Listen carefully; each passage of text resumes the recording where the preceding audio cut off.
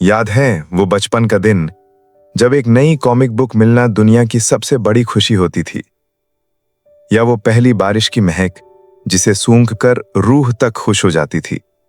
वो छोटी छोटी खुशियां अब कहां चली गईं? आज हमारे पास एंटरटेनमेंट के हजारों ऑप्शंस हैं। उंगलियों के एक इशारे पर दुनिया की हर फिल्म, हर गाना, हर जानकारी मौजूद है। लेकिन इस सब कुछ के होने के बावजूद हम अंदर से और ज्यादा खाली क्यों महसूस कर रहे हैं? क्यों आज एक अच्छी किताब पढ़ना मुश्किल लगता है? क्यों दोस्तों से गहरी बातें करने के बजाय हम फोन पर अनजान लोगों की तस्वीरें स्क्रॉल करना पसंद करते हैं? क्यों जिंदगी के सारे रंग फीके पड़ गए हैं? ऐसा लगता है मानो किसी ने हमारी खुश होने की क्षमता का रिमोट कंट्रोल अपने हाथ में ले लिया है। अगर आपको भी लगता है कि आपकी जिंदगी ब्लैक एंड व्हाइट हो गई है, तो आज आप बिल्कुल सही जगह पर हैं। क्योंकि आज हम उस अदृश्य दुश्मन की बात करने वाले हैं जो चुपके से हमारी खुशियां, हमारा फोकस और हमारी जीने की इच्छा को खत्म कर रहा है। और उस दुश्मन का नाम है डोपामाइन ओवरलोड। नमस्ते दोस्तों, बुकवर्स में आपका स्वागत है। आज हम थिबो मेरेसे की जबरदस्त किताब डोपामाइन डिटॉक्स की गहराइयों में उतरेंगे। ये किताब सिर्फ ज्ञान नहीं बल्कि एक प्रैक्टिकल गाइड है जो आपको सिखाएगी कि कैसे अपने दिमाग की वायरिंग को रीसेट करें, कैसे छोटी छोटी चीजों में फिर से खुशी खोजें और कैसे अपने जिंदगी का कंट्रोल वापस अपने हाथों में लें।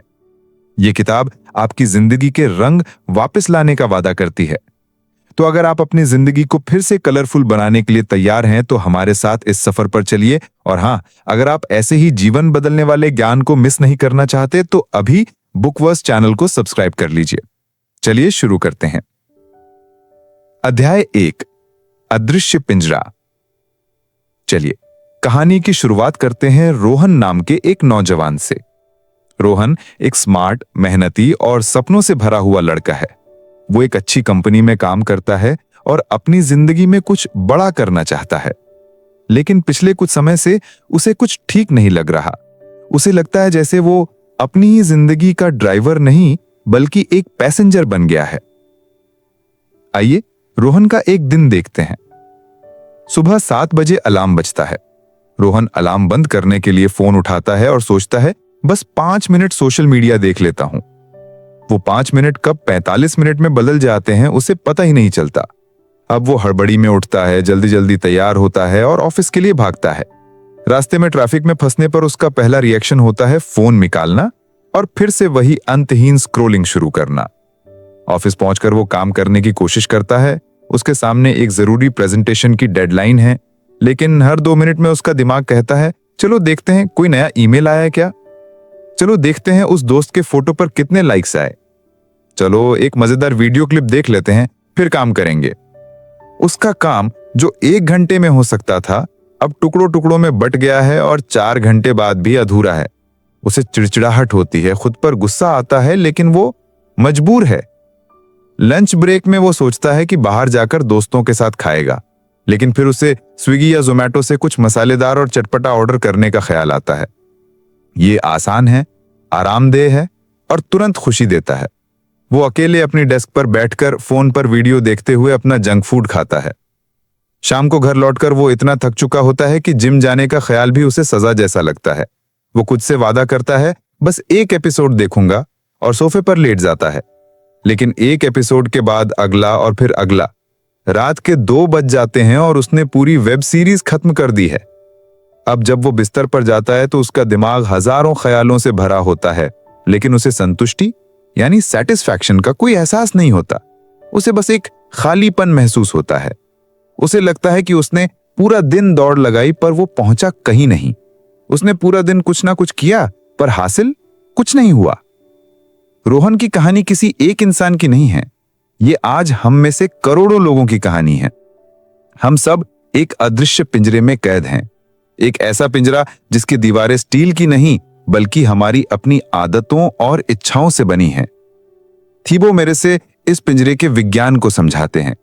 वो बताते हैं कि हमारे दिमाग में एक इनाम प्रणाली यानी रिवॉर्ड सिस्टम है जिसे डोपामाइन नाम का एक न्यूरोट्रांसमीटर चलाता है।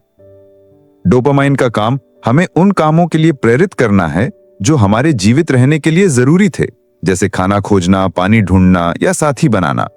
जब हमारे पूर्वज ये काम करते थे तो दिमाग डोपामाइन रिलीज करता था, जिससे उन्हें खुशी और प्रेरणा मिलती थी। लेकिन आज हमारा ये प्राचीन दिमाग एक ऐसी आधुनिक दुनिया में जी रहा है जो इसे हर तरफ से नकली, आसान और तुरंत मिलने वाले इनामों से भर रही है। इन्हें लेखक हाई डोपामाइन एक्टिविटीज कहते हैं।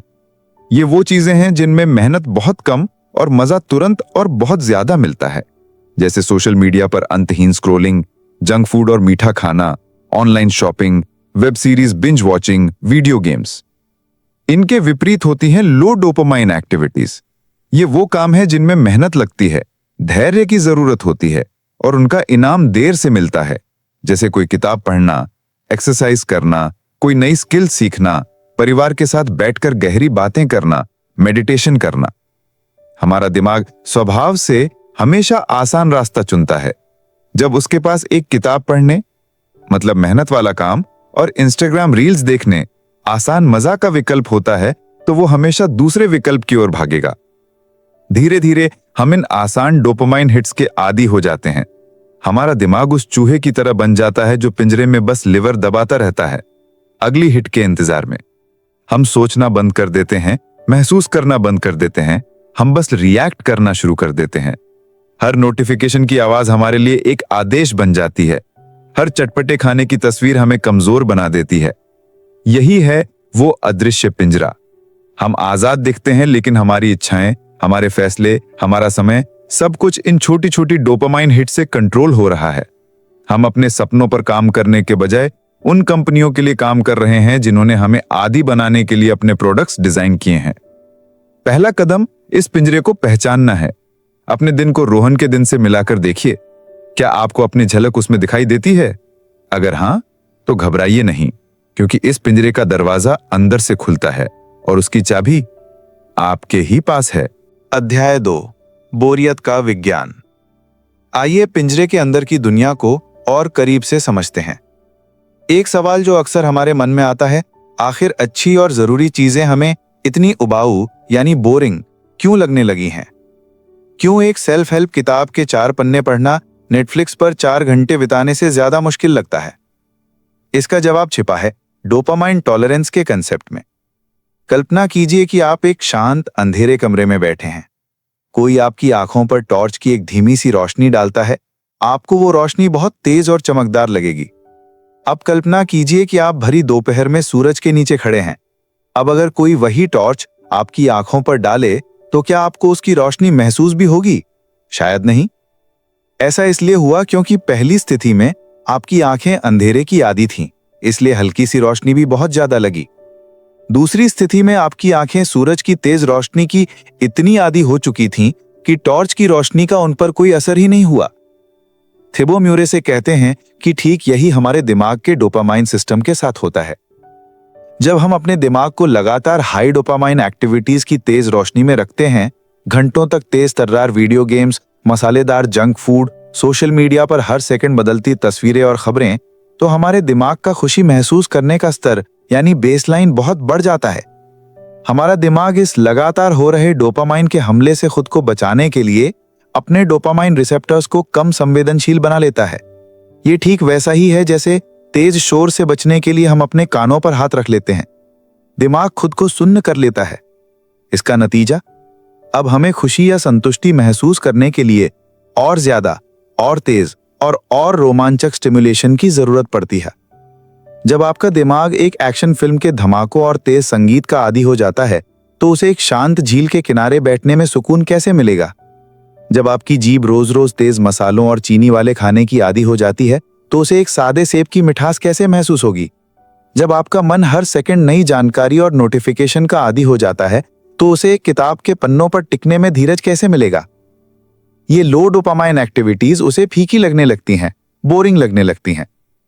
और यहीं से टाल मटोल यानी प्रोक्रेस्टिनेशन का दुष्चक्र शुरू होता है। आपको पता है कि आपको पढ़ाई करनी है, पर पढ़ाई बोरिंग लगती है क्योंकि उससे मिलने वाला डोपामाइन बहुत कम और बहुत देर से मिलेगा, जबकि आपके बगल में पड़ा फोन आपको तुरंत डोपामाइन हिट देने का वादा कर रहा है। आपका दिमाग उस तत्काल इनाम के लालच में आ जाता है और आप पढ़ाई टाल देते हैं। हम असल में काम से नहीं भाग रहे होते, हम बोरियत के एहसास से भाग रहे होते हैं। हम उस कम स्टिमुलेशन वाली स्थिति से घबराते हैं जहां हमें अपने विचारों के साथ अकेला छोड़ दिया जाता है। सोचकर देखिए, आखिरी बार कब आप बिना कुछ किए, बिना फोन, बिना टीवी, बिना किसी किताब के बस 15 मिनट शांत बैठे थे? शायद याद ही ना हो, क्योंकि ये ख्याल ही हमें डराता है। खालीपन का ये डर हमें लगातार कुछ ना कुछ करने, कुछ ना कुछ देखने, कुछ ना कुछ सुनने के लिए मजबूर करता है। लेखक हमें याद दिलाते हैं कि बोरियत हमारी दुश्मन नहीं, बल्कि हमारी दोस्त है। यही वो शांत जमीन है जहां रचनात्मकता यानी क्रिएटिविटी के बीज अंकुरित होते हैं। जब दिमाग बाहरी शोर से शांत होता है, तभी अंदर से नए विचार और समाधान निकलते हैं। बोरियत हमें खुद से जुड़ने का, अपने जीवन के बारे में गहराई से सोचने का और ये समझने का मौका देती है कि हम असल में क्या चाहते हैं। लेकिन हमने इस दोस्त को एक राक्षस समझ लिया है, जिससे बचने के लिए हम डोपामाइन की अंतहीन दुनिया में गोते लगाते रहते हैं, और हर गोते के साथ हमारा टॉलरेंस लेवल और बढ़ता जाता है और असली दुनिया और ज्यादा फीकी और बोरिंग होती जाती है। इस चक्र को तोड़ने के लिए हमें जानबूझकर अपने दिमाग को उस तेज रोशनी से हटाकर कुछ देर के लिए एक शांत अंधेरे कमरे में ले जाना होगा। हमें उसे फिर से सिखाना होगा कि धीमी रोशनी की सुंदरता को कैसे सराहा जाए, और इसी प्रक्रिया का नाम है डोपामाइन डिटॉक्स। 1 मिनट रुकिए।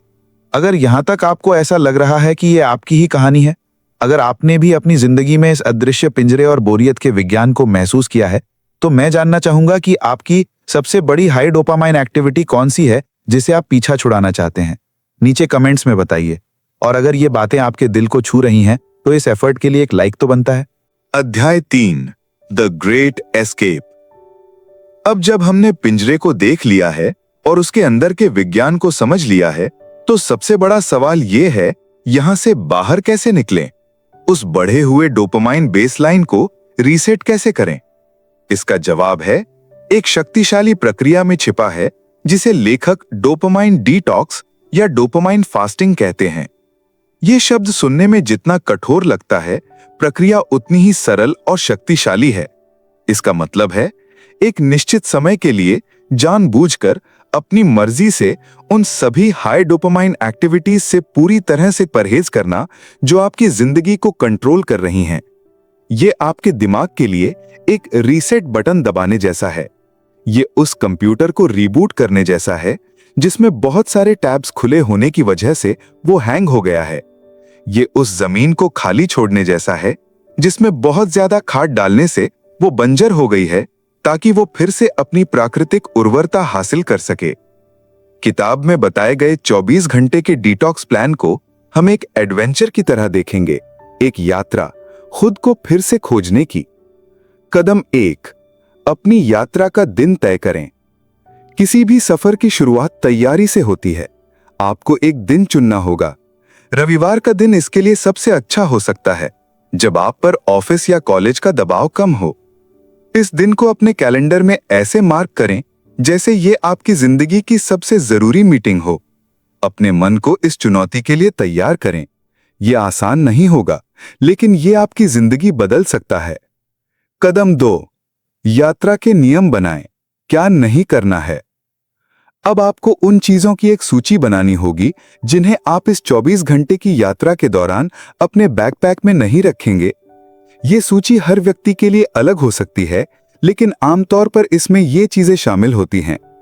स्मार्टफोन, आपातकालीन कॉल्स को छोड़कर इसका कोई इस्तेमाल नहीं होगा। कोई सोशल मीडिया नहीं, कोई यूट्यूब नहीं, कोई चैटिंग नहीं। इसे स्विच ऑफ करके किसी दराज में रख दें। कंप्यूटर, लैपटॉप, टैबलेट, कोई नेटफ्लिक्स नहीं, कोई गेमिंग नहीं, कोई वेब सर्फिंग नहीं। म्यूजिक और पॉडकास्ट, कानों को भी आराम दें। बाहरी शोर से हटकर अंदर की आवाज सुनें। जंक फूड, चीनी और प्रोसेस्ड फूड, अपने शरीर को भी डिटॉक्स करें। इस दिन केवल सादा, प्राकृतिक और घर का बना भोजन करें। कोई भी नशा, शराब, सिगरेट या कोई भी और चीज जो आपको बाहरी तौर पर अच्छा महसूस कराती हो। ये लिस्ट देखकर आपका मन घबरा सकता है। वो चीखेगा, तो फिर मैं करूंगा क्या? इसी सवाल के जवाब में तो ये पूरी यात्रा छुपी है। कदम 3, यात्रा का नक्शा बनाएं। क्या करना है?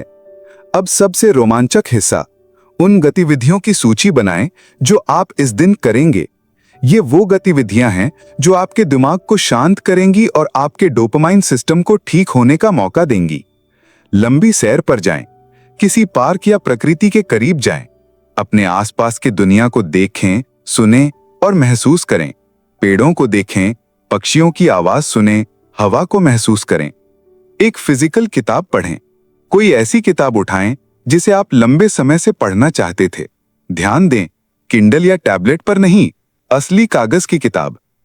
जर्नलिंग करें, एक डायरी और पेन लेकर बैठें। अपने विचारों को, अपनी भावनाओं को, अपने डरों को, अपने सपनों को कागज पर उतरने दें। खुद से सवाल पूछें, मैं अपनी जिंदगी से क्या चाहता हूं? कौन सी चीजें मुझे असल में खुशी देती हैं? ध्यान यानी मेडिटेशन करें। बस शांत बैठ जाएं और अपनी सांसों पर ध्यान केंद्रित करें। विचार आएंगे और जाएंगे, उन्हें रोकने की कोशिश ना करें, बस उन्हें एक दर्शक की तरह देखें। कुछ बनाएं, ड्राइंग करें, पेंटिंग करें, कुछ लिखें या घर में पड़ी किसी टूटी हुई चीज को ठीक करें।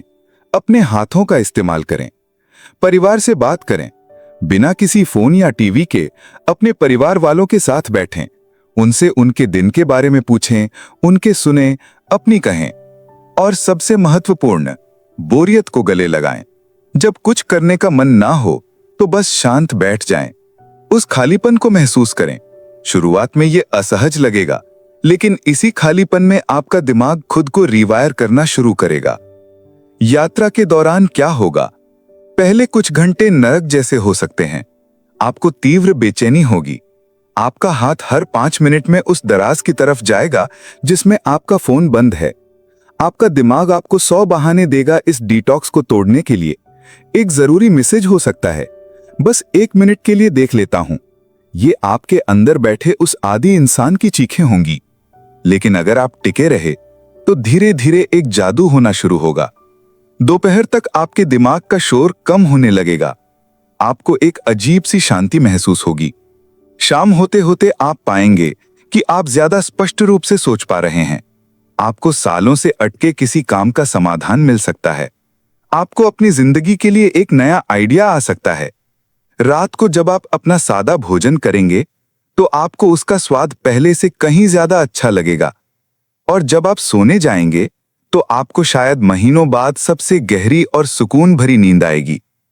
अगली सुबह जब आप उठेंगे और अपना फोन उठाएंगे तो आपको वो उतना आकर्षक नहीं लगेगा। आप एक किताब पढ़ने बैठेंगे तो पाएंगे कि आपका मन उसमें लग रहा है। आप अपने दोस्त से बात करेंगे तो पाएंगे कि आप उसकी बातों को ज्यादा ध्यान से सुन रहे हैं। ये 24 घंटे का डिटॉक्स आपके डोपामाइन सिस्टम के लिए एक हार्ड रीसेट है। ये आपके दिमाग को उसकी फैक्ट्री सेटिंग्स पर वापस ले आता है। ये उसे याद दिलाता है कि खुशी का स्रोत बाहर नहीं, अंदर है। अध्याय 4, डिटॉक्स के बाद की जिंदगी। 24 घंटे की ये यादगार यात्रा खत्म हो गई। आपने अपने दिमाग को सफलतापूर्वक रीसेट कर लिया है। लेकिन क्या इसका मतलब है कि जंग खत्म हो गई? नहीं, यह तो बस पहली और सबसे महत्वपूर्ण लड़ाई में मिली जीत थी। असली चुनौती अब शुरू होती है। इस नई मिली आजादी को बनाए कैसे रखा जाए? सोचिए, आपने एक दिन का उपवास रखकर अपने शरीर को साफ कर लिया, लेकिन अगले ही दिन से अगर आप फिर से वही तला भुना और मीठा खाना शुरू कर दें, तो क्या उस उपवास का कोई दीर्घकालिक फायदा होगा? बिल्कुल नहीं। इसी तरह डोपामिन डिटॉक्स कोई जादुई गोली नहीं है, बल्कि एक नए जीवन शैली की शुरुआत है। इसका लक्ष्य आपको हमेशा के लिए टेक्नोलॉजी और मनोरंजन से दूर करना नहीं है, बल्कि इन चीजों के साथ आपके रिश्ते को बदलना है। लक्ष्य यह है कि आप इन चीजों के मालिक बने, गुलाम नहीं।